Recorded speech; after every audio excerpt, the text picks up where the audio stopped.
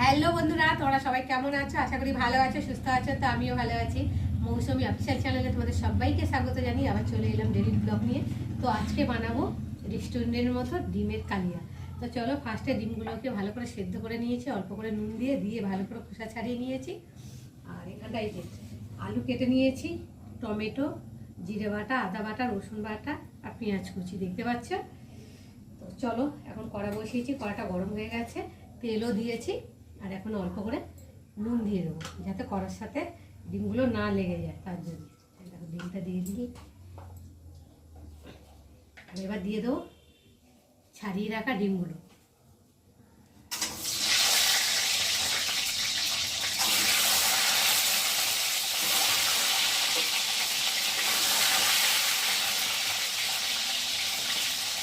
এবার দিয়ে দেবো অল্প করে হলুদ গুঁড়ো, আর দিয়ে দেবো একটু কাশ্মীরি ঝোল লঙ্কা অল্প করে। দিলে তো ডিমটা বেশ লাল লালভাবে দেখতেও ভালো লাগে। তো চলো, এখন ভালো করে নেড়ে দেবো।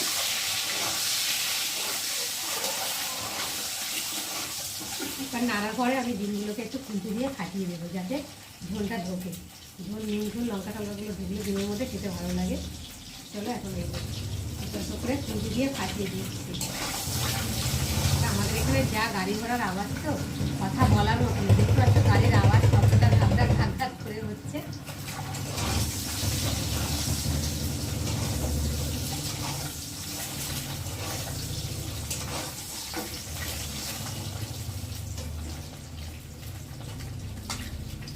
জল আছে, বাটিটা ছিল।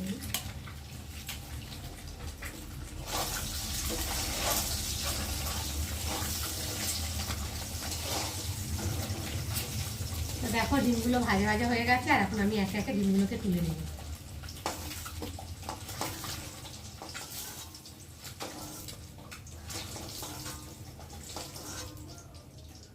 তো দেখো ডিমগুলোকে ভেজে তুলে নিয়েছি।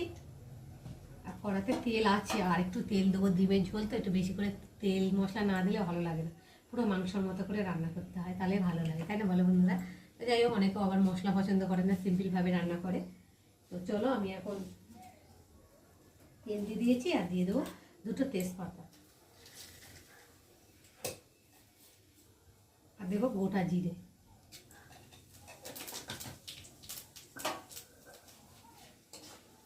জিরেটা তেজপাতাটা একটু ভাজা ভাজা হয়ে আসবে। এবার দিয়ে দেবো কুচানো পেঁয়াজ।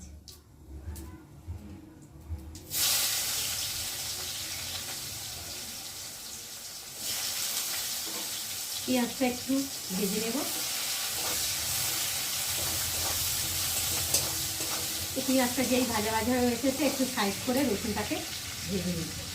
রসুনটা না ভেজে নিলে কাঁচা একটা গন্ধ বেরোবে রসুনের, বুঝতেই পারছো যে গন্ধ বেরোলে পাওয়া যায় না। যাই হোক, তেলের মধ্যে দিলে গন্ধটা কেটে যায়। এরকম বড়ো হয়ে এদিকে ডাকতে শুরু করে দিয়েছে, কিন্তু ভিডিও বানাবো সেটা শান্তি নেই, এদিকে গাড়ি ঘোড়া, এদিকে মুরগির আওয়াজ। তো যাই হোক, রসুনটা একটু ভালো করে ভেজে নিলাম। এখন এই যে কেটে রাখা আলুগুলোকে দিয়ে দেবো। যেহেতু আমি আলু সেদ্ধ করে ডিমের ঝোল বানাই না, তাহলে কোনো টেস্টও পাওয়া যায় না, আর আলু ভালোভাবে ভাজাও যায় না, কষানোও যায় না। তার জন্য ডিমটা আলাদা সেদ্ধ করে নিয়েছি, আর আলুটা সব কেটে নিয়েছি। এখন আমি তেলের মধ্যে ভেজে আমি ডিমের রেসিপিটা বানাবো। তো চলো, রসুনটা ভাজা হয়ে গেছে, এখন আলুগুলোকে দিয়ে দেবো।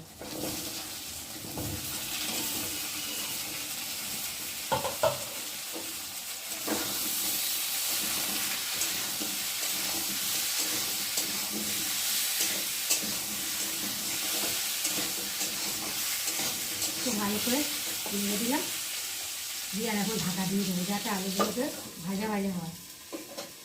আর এখানটা আছে, আজকে বানাবো, দেখতে পাচ্ছ, বেগুন। বেগুন পুড়িয়ে, টমেটো পুড়িয়ে আছে মাখা করে। এই শীতের সময় তো বেগুন পোড়া, টমেটো পোড়া এসব খেতে ভীষণ ভালো লাগে, তাই না বলো বন্ধুরা? তো যাই হোক, আবার টক। তো বেগুনটা পোড়াবো, পুড়িয়ে একসাথে বেগুন আর টমেটোটাকে পোড়াবো, পুড়িয়ে পেঁয়াজ লঙ্কা টঙ্কা ভেজে মাখবো। কারণ ভাতের সাথে যা লাগবে না, জমে যাবে সেই।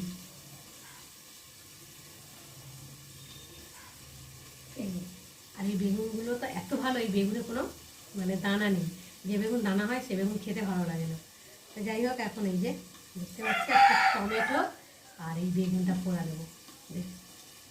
আর বেগুনের মধ্যে আমি তেল মাখিয়ে নিয়েছি। তেল মাখিয়ে নিলে খোসাটা তাড়াতাড়ি উঠে যায়। আর ছাড়াতে বেশ সুবিধা হয়। তো চলো এখন আমি গ্যাসের মধ্যে মানে কাঠের জালে করলে ভালো হয়, কিন্তু আমাদের এখানটা এখন তো কাঠ আছে যদিও, তো এখন তো কাঠে রান্না হচ্ছে না, তার জন্য আমি গ্যাসে করবো।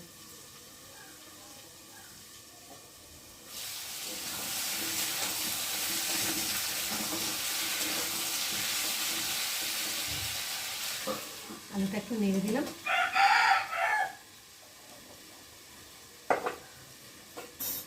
আর এখন এই যে এটার মধ্যে গ্যাসের মধ্যে বসাবো, বসিয়ে তারপর দুটো একসাথে সেদ্ধ বসাবো, তাড়াতাড়ি হয়ে যাবে।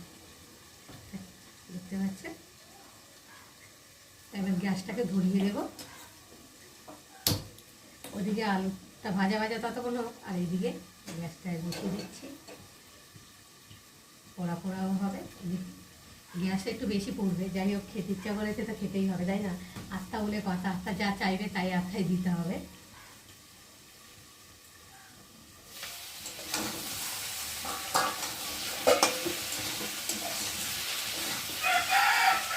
বুঝতে পারছো কেমন লাগছে? আর এবার আমি দিয়ে দেবো হলুদ দিয়ে দেবো, স্বাদ মতো নুন। নুন কম হোক, বেশি যাতে না হয়। দিয়ে দেবো লঙ্কার গুঁড়ো, কাশ্মীরি লঙ্কার গুঁড়ো। আর এর মধ্যে আছে আদা বাটা, জিরে বাটা, আর হচ্ছে টমেটো। বুঝতে পারছি একটা দিয়ে মশলাটা আমি ভালোভাবে কষিয়ে নেব।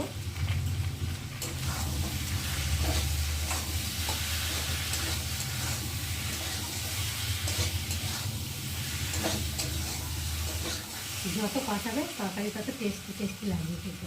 তো দেখতে পাচ্ছ, আর আমার কালারটা দেখতে পাচ্ছ কত সুন্দর লাগছে, কালারটা হয়েছে। ভালোভাবে না কষালে তো তরকারি টেস্ট হবে। তবে ঢাকা দিয়ে দিয়ে কষিয়ে নেব। চলো দেখো বন্ধুরা, মশলা ভালোভাবে আলুর সাথে কষিয়ে নিয়েছি, আর দেখো কত সুন্দর ভাজা ভাজা হয়েছে, তেলও ছেড়ে দিয়েছে। আর এখন আমি একটু ভালো করে নেড়ে চেড়ে পরিমাণ মতো জল দিয়ে ফুটিয়ে নেব।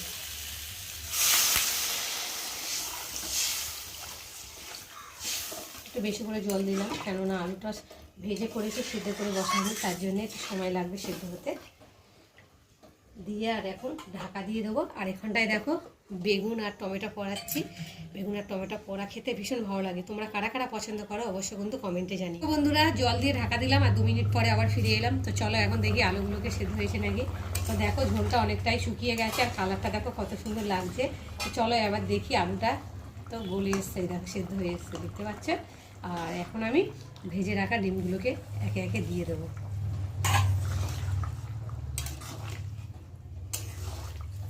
একটু নেড়ে আর একটু ঢাকা দিয়ে দেবো। তো দেখো বন্ধুরা, আমার ডিমের ঝোলের রেসিপি তৈরি হয়ে গেছে। আর কেমন হয়েছে তোমরা কিন্তু অবশ্যই কমেন্টে জানিও। তো চলো নামাবার আগে আমি একটু চিনি দেবো। চিনি দিলে না কালারটা হয়, স্বাদও হয়, খেতেও ভালো লাগে। আর দিয়ে দেবো মিট মশলা দিয়ে একটু ভালো করে নেড়ে চেড়ে নেব।